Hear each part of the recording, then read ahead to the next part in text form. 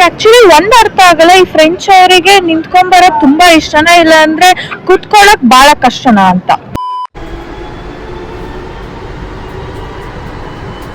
So ನೋಡಿದ್ರಲ್ಲ, ಜಾಗ ಇದ್ರೂ ಕುತ್ಕೊಳ್ಳಲ್ಲ, ಯಾಕೆ ಅಂತ ನನಗಂತೂ ಗೊತ್ತಿಲ್ಲ.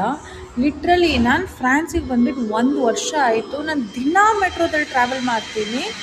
ಲಿಟ್ರಲಿ ಜಾಗ ಇದ್ರೂ ಯಾಕೆ ಕುತ್ಕೊಳ್ಳಲ್ಲ, ಬಂದು ಕುತ್ಕೊಳ್ಳಿ ಅಂದರೂ ನೋ ಅಂತ ಎಷ್ಟೊಂದು ಸತಿ ನನಗೆ ರಿಪ್ಲೈ ಕೂಡ ಮಾಡಿದ್ದಾರೆ.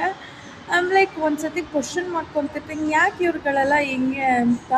ನನಗೆ ಲಿಟ್ರಲಿ ಒಂಚೂರು ಏನಾದರೂ ಜಾಗ ಸಿಕ್ಕಿದ್ರು ಕೂಡ ಸಂದಿಲ್ ಒಂದು ಸ್ವಲ್ಪ ಮೂಲೆಯಲ್ಲಿ ಚೂರು ಜಾಗ ಇದ್ರೂ ಕೂಡ ಹೋಗ್ಬಿಟ್ಟು ಕುತ್ಕೊತೀನಿ.